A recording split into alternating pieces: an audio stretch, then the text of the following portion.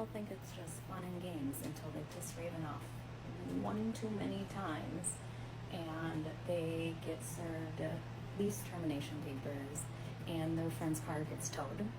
Have a great day. Hello everyone, it's Emmanuel Cooke. Today we will be reacting to a new video and I hope that you guys enjoy the video. Property management companies are a blight on humanity. Why am I saying this? Well, I used to live in this apartment. I had to be moved out because of the mold issue. There were leaks. There was all these different issues that we reported to the company that they did nothing about. But when we finally said, hey, we're not paying rent and half of us are going to break our lease, they were finally sending somebody to deal with the black mold issue, which looks like this now. So without asking anybody, the property management company scheduled somebody to come at 8 a.m. So I had to wake up at 7 in order to travel from my new place to my old place so I can sit here right in front of the front door and wait for him to come so he can do his repairs. But guess what? I walked away for 1 minute. And I think he's gone and he's left and he's gonna file the report that, oh, they didn't answer the door. The door is fucking unlocked. He could have walked in any time. I hate property managers. I hate this place. They are leeches. Fuck landlords. Put a finger down if you've been living at a shitty house for the past 2 years and you've had constant issues, literally back to back, roach infestations, maintenance problems, lack of maintenance, doors don't lock, like broken, like just a lot of really bad issues. And then you had to face an eviction because they're fucking stupid and they gave you wrong information. They never communicate and they never call you back. And then you try to call and they miss and you're like, well, we tried calling you at the literally most inconvenient times after we also go out of our way to try to call you guys too. Anyways, and then, you know, you get over that. You can move it on. It's the last few months. You have to move out because it's just not doing it anymore for you, right? So you give proper 60-day notice. You give 60-day notice. Nobody responds. Month 1 goes by. And no response again. Another month goes by. Now you're like a couple of weeks moving in, and how do we move out? We're literally getting calls up until the last day, the 13th, June 13th, if we want to renew our lease. Make it make sense. And then, so because you're in limbo, somebody was supposed to follow up and give you like an appointment, right? So that way you can do like a last minute inspection of like property and just what they have to do, right? Nobody does that. Instead, what they do is they have all of your stuff that you still are intentionally packing and trying to get rid of and clean up, all dumped in a canister to get moved to a landfill.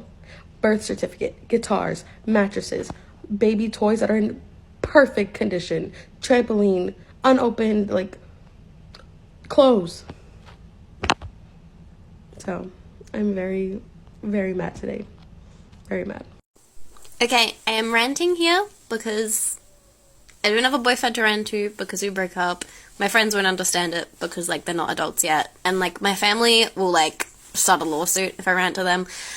So, basically, the place that I'm renting is falling apart. The roof is falling apart. It's a bottom story unit.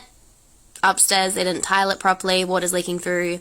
The sink in the kitchen is also leaking and the whole cupboard's full of black mold. So I don't use the kitchen because if I open the drawer, I will have an asthma attack and die. I've nearly been killed by mold in the past. Fun times. Allergies not good. Anyway, but that's not what I'm mad about. I'm not mad about how, like, I'm paying a ridiculous amount to live in a place that's unlivable. I'm mad at the fact that they can't do basic addition. Like, they tried to charge me for the sewage cost, which is illegal. The landlord has to cover that. And they don't actually have 2 separate water meters, which is 100% dodgy for 2 units. So I pay 40%, the other dude pays 60%.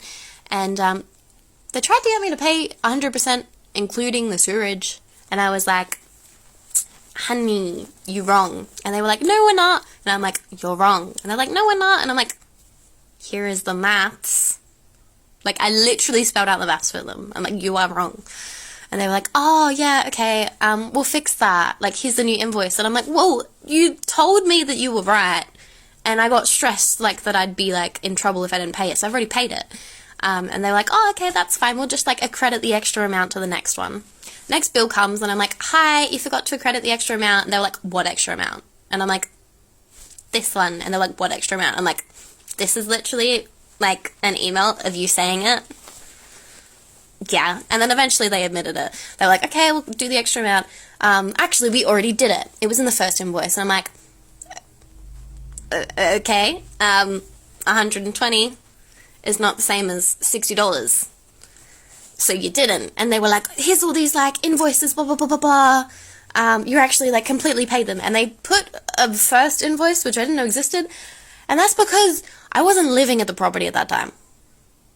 Like, you can't make me pay for when I wasn't even a tenant. And so that's why they said the extra money went. And so I like emailed them again. And then the property manager's like, stop harassing our staff. And I'm like, look, I'm being respectful. I even made a document for you outlining the basic maths with screenshots of my payment. Like, please. And so now I'm taking legal action. Because, yeah, but we shouldn't have to do this. Like, how are these people accountants, landlords? How do you trust people with your house? Okay, so I need to rant a little bit. We have a new apartment manager. Again, one, I don't like that our complex, we get new people working here and we don't get a notice. We don't get an email, we don't get a text, we don't get a letter on our door stating that we have a new manager and who they are. Well, I got a text message from the property yesterday stating that our swimming pool was closed due to water contamination. That message came in about 3:27 p.m. Well, about 8:30, there's movement in the pool, which is right outside my bedroom window. Like, my whole apartment faces the pool, which is right outside the window. I asked my partner, is there somebody out there? And he looked out there and was like, yeah, there's a woman and some kids out there. I didn't recognize her. So I was like, well, maybe she didn't get the memo. Why don't you go out on the porch and, like, let her know? So he goes to the porch and he says, I just want to let you know the pool's supposed to be closed due to water contamination. She goes, what the hell are you talking about? And he reiterated, well, we got a message stating that the water is contaminated and the pool is closed. And she said, well, I'm the property manager, so... And so he came back in and he's like, she says she's the manager. I didn't recognize her. I've never seen her before. Well, the maintenance man lives across the hall from me. So I was like, well, why don't you go let him know? We have had people who've jumped fences and managed to find their way into the courtyard. It's strange because there's like, it's not open to the public. The courtyard is completely faced by people's apartments, meaning someone jumped their patio fence to get into the pool area. So I was like, well, let management know. Well, the maintenance guy informed us that, yes, she is the property manager and that she came and got the keys from him to open the door so that her kids could go swimming. Now, that's the privilege that I have a problem with. If you send a memo out, text message to all your residents letting them know that the pool is closed due to contamination, then why do you get the privilege to open the door and let your kids go swimming? One, if the water's contaminated, why are you letting your kids swim? Two, she seemed to have no idea what this message was. Management is the one who sent this message out. So that doesn't make any sense to me whatsoever. And her demeanor was very, very rude and unprofessional. To be honest, she looked like a tweaker. She did not look professional at all. So maintenance went out and informed her, and like a few minutes later, she actually let her kids swim until 9:15. That pool's supposed to be closed to the public anyway at 9. So I want to know why management gets to have extra privileges and the abuse of power. Not only did she abuse her power as a property manager by allowing herself access that the rest of the residents didn't get, but she was showing her kids how to abuse power. And that's just not okay with me. I hope to hear back from corporate soon on that matter because I don't agree with it. That's my rant.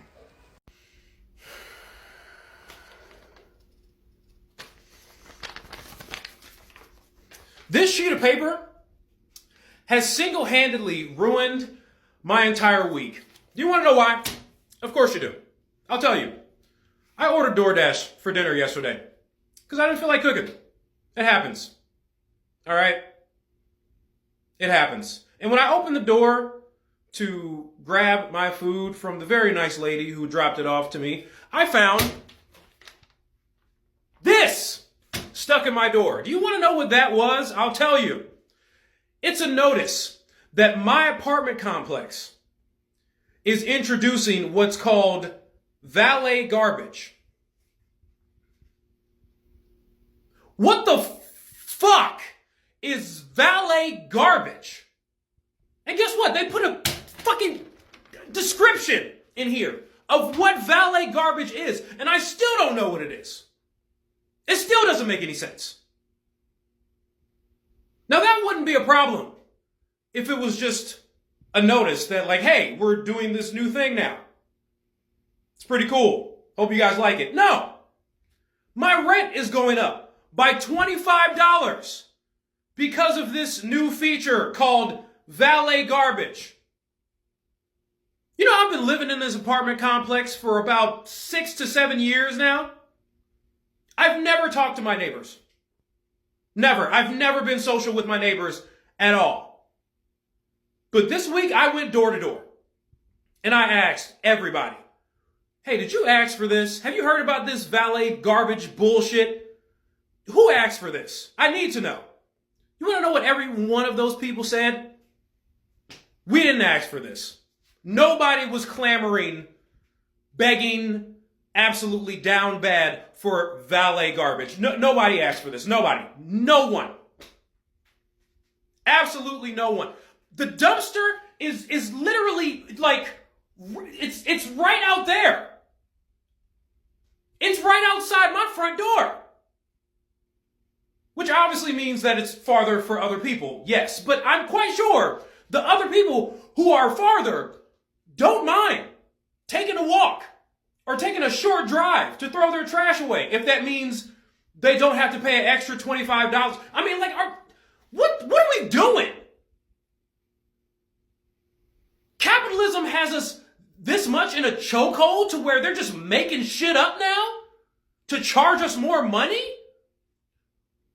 What is going on? I hate it here. I'm so tired. I'm a property manager. Of course, people think I sit down all day and don't do nothing.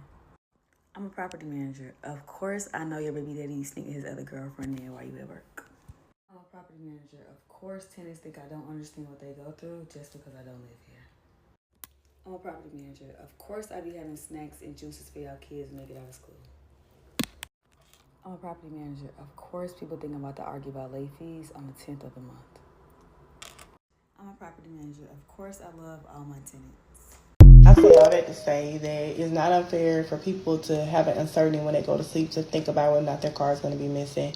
And for the most part, it's not even about where you live. It's like these people are targeting certain communities. It is not fair for people to spend their hard-working money and not know if they're going to have their car in the morning. And then also, these insurance companies, they don't even want to insure. Like, they don't even want to insure these vehicles anymore because of the high theft rate. Like, the correlation between theft and these vehicles is so high that it's hard for these people to even get insurance. I mean, it's so many factors here. Y'all need to get y'all kids. We need to protect. It's just a lot. Like, please comment below if you're experiencing anything like this or if you even know what I'm talking about. Oh no, I'm devastated. Hey guys, I was talking to someone the other day and we were talking about how, you know, it's a theory of the price gouging, why the rent is so high. Like, they're trying to change it to a renter's market. That's why they're making it so unaffordable for people to buy houses. A theory. Of course, we know inflation, the federal interest rates, blah, blah, blah, blah, blah. But I've never seen it. Well, I'm only 36, but out of my whole life, I've always thought that if you have good credit and you make good income and it's consistent, you can buy a house. It is so unfortunate that it is 2024 and people making $75,000 consistent income with good credit cannot purchase a home because the average home in America is $400,000 to $500,000, and it's not worth that amount, but they are. Your new construction bills are $400,000, $500,000, and because the interest rates are 6 and 7%, people are paying $3,000, $3,500, $4,200 for mortgage.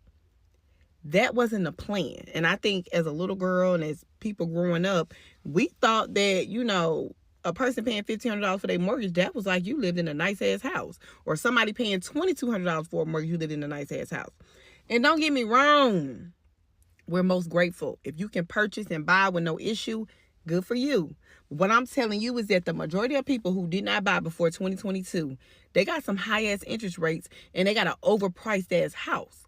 But my whole point of posting this video is to say that they're really trying to turn this into the fucking Sims. This is a damn simulation, and they want us all to have to rent and follow the rules and orders of the elite because they don't want you to own anything. That's why you have all these big ass companies buying up a full housing community. And I'm not talking about an apartment community. They're buying up townhouse communities and house communities.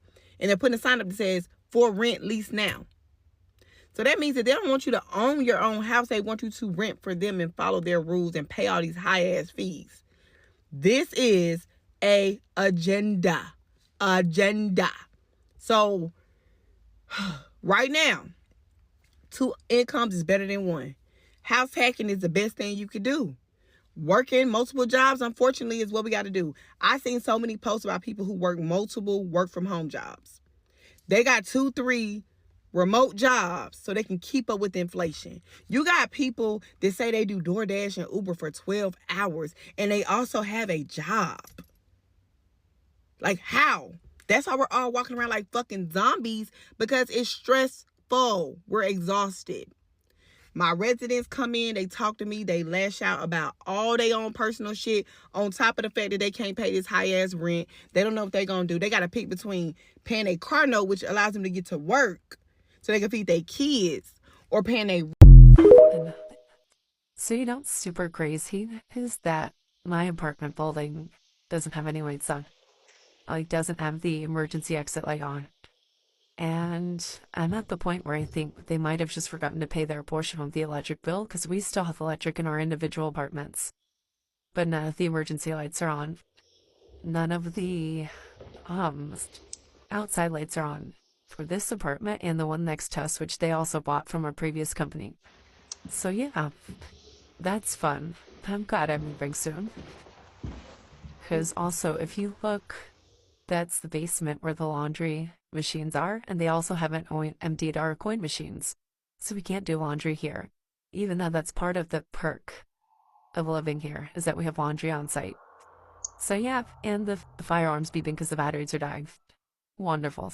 I am so mad. I just got some of the worst news from my property managers for my rental property that is in Minnesota. I live in Maryland. I bought that house when I was 25 years old, and I moved away after the pandemic. But instead of selling the house, I decided to rent it. So I've had tenants in there for the past 2.5 years, and I just had a turnover. So my past tenants moved out, and now I have new tenants that just moved in a few days ago. They told me that there is essentially $1,400 worth of repairs. And instead of being mad about it, instead of being angry and saying, oh, homeownership is so for the past 3.5 years, you should have been saving, which I have been doing. Y'all know I'm on a journey to being better with money and not having an emotional connection and emotional ties to money. Money is a tool. If things need to be fixed, and I'll do another video on what exactly the $1,400 is for, but when things happen, not if they happen, to be prepared, whether you're renting or you own a home.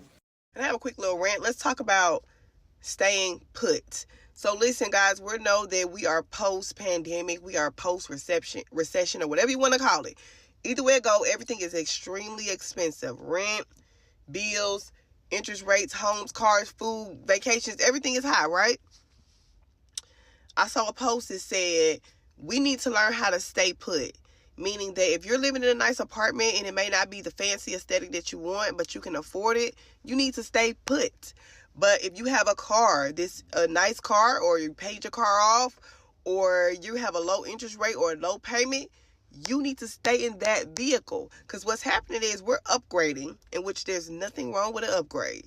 But we're upgrading, then we're complaining about the new amount of money we have to spend on our monthly expenses. If you're going to upgrade your lifestyle, that's going to come with a price.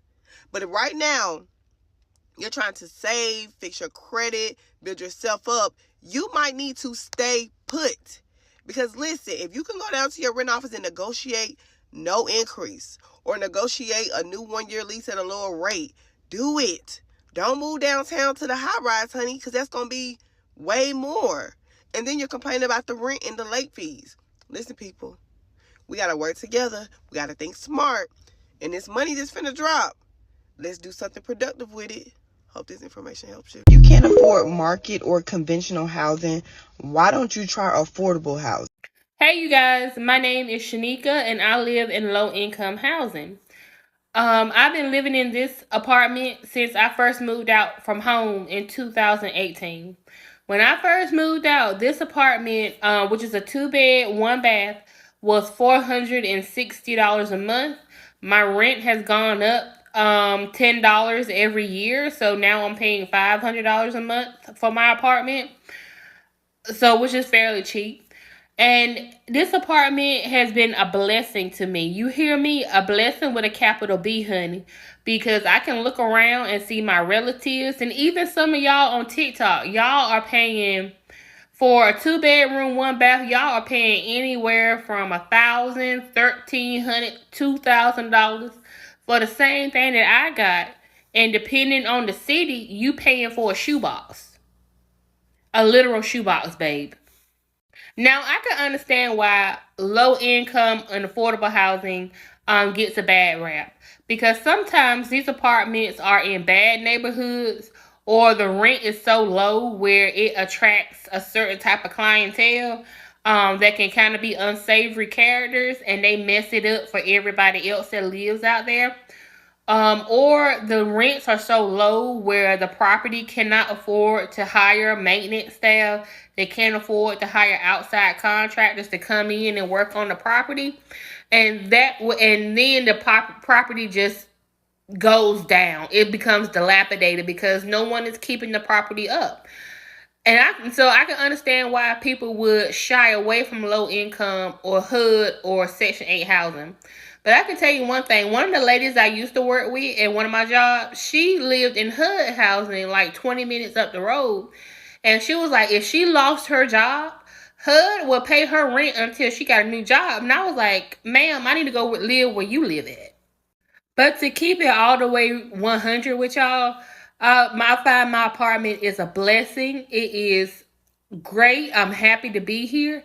But sometimes I do want better. I do want a better looking apartment, more updated features. I want more, just want more out of life and possibly move to a different city. But when you have rent that's this low compared to everybody else in the market, you're scared to move. You're scared to go out of your comfort zone. You're scared to leave the security of the low rent because you were like, okay, look, I've been paying this low rent.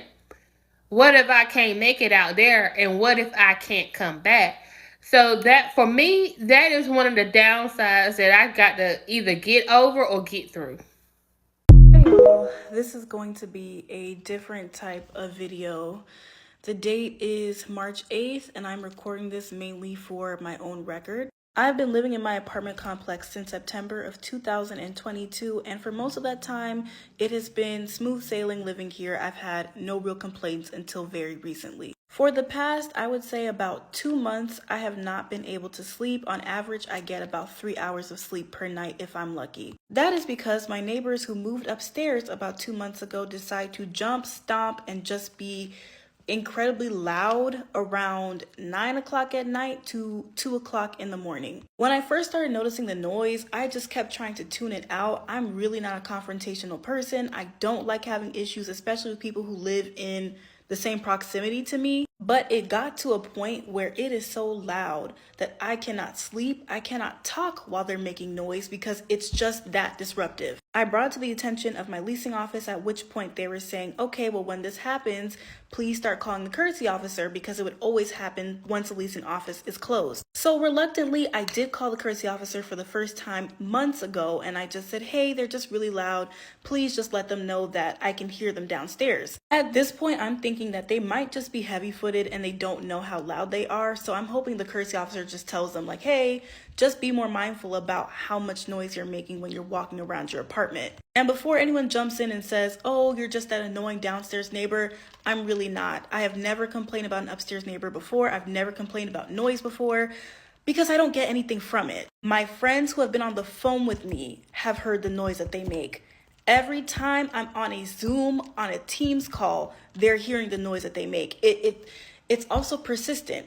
It gets worse around the nighttime, but it's bad throughout the entire day, as though there's always somebody home. I notice that the noise isn't getting better. It's actually starting to get worse and way more aggressive, and it's just really frustrating. So I continue to call the leasing office. I continue to call the courtesy officer. I'm like, hey, please just let them know. It's really ridiculous at this point. My courtesy officer is rarely on site. I don't know his schedule. They won't tell me what his schedule is for privacy reasons, I guess. But I've called him maybe over 20 times in the last month. And out of those 20 times, he was only on site twice. Both times he knocked on their door and they refused to answer. I'm going back and forth telling the leasing office, hey, I'm calling the courtesy officer, but he's not able to access their apartment. What can be done? What's next? They tell me that they have to start coming into my unit to witness the noise. And I'm like, well, most of the noise is going to occur after the leasing office is closed. So I don't know how that's going to work, but I will call you the next time that I hear noise. 2 agents from the leasing office came into my unit about 3 times, and out of those 3 times, they were able to experience noise once. At this point, it's weird to me that they're saying they have to witness the noise to document a noise violation, because think about it, right? Most people, if they have a party or if there's any loud noise happening, it's not going to be at 3 p.m. on a Monday. It's going to be when the leasing office is closed on the weekend or late at night. So they tell me to start recording videos. So I do. I have an entire shared Google album of all the noise that I'm hearing. There's over 20 videos. If I had to describe the sound, it's like someone dropping a bowling ball on the ground all day at random times. When they walk, my apartment vibrates. It's just that aggressive. I don't get anything from getting someone evicted. I get nothing from seeing people get in trouble. I just want to be able to sleep.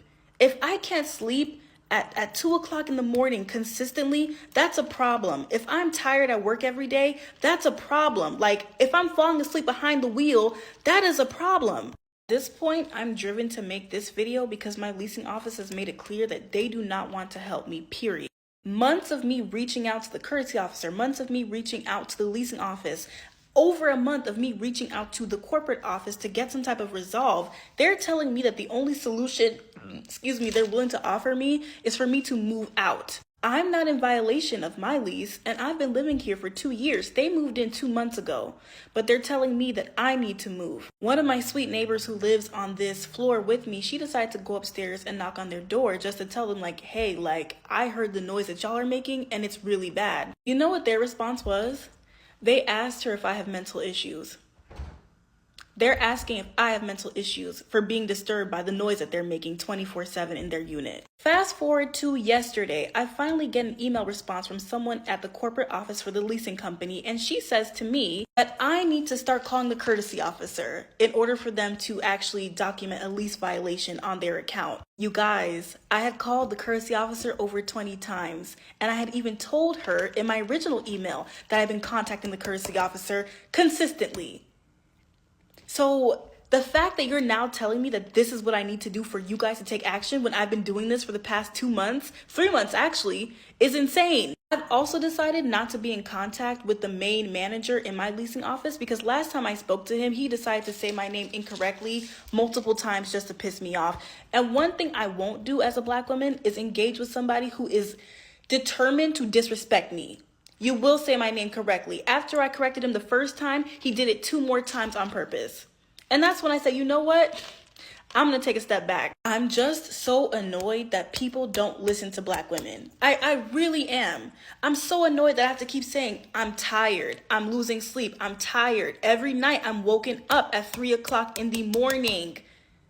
Or 5 o'clock in the morning. It's ridiculous. Do something about it. And I'm being met with like this weird apathy or an attitude like I don't pay to live here. I have sought out legal advice and I know what I'm going to do going forward. I'm just like, I want you to know this is the main reason I haven't been uploading on here. I'm tired. I'm running on like 2 hours of sleep every night.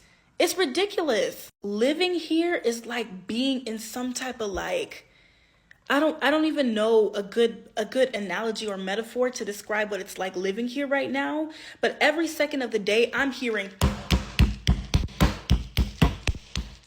So when it's quiet for a few minutes, I don't even feel comfortable relaxing. I don't, because as soon as I relax, it starts up again. The corporate management company that I'm having these issues with is called Rangewater Realty. They are known for not answering their phone. They don't take anything seriously, and they probably won't care until I actually reach out with an attorney. But this is absolutely insane.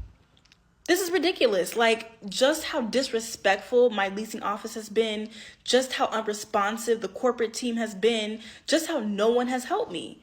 And really, it's crazy because it's like, what if I'm not safe? Like, what if this is a situation that turns out being unsafe for me? I live alone, but no one thinks that deep when it comes to Black women. No one thinks that deep except for me and other Black women who care about this issue. So, I don't know if I'll keep y'all updated on this. I just want to put it out there for my own record. I'm losing my mind. That is it for today. I appreciate you guys watching the video, and like, comment, and subscribe down below, and see you in the next video.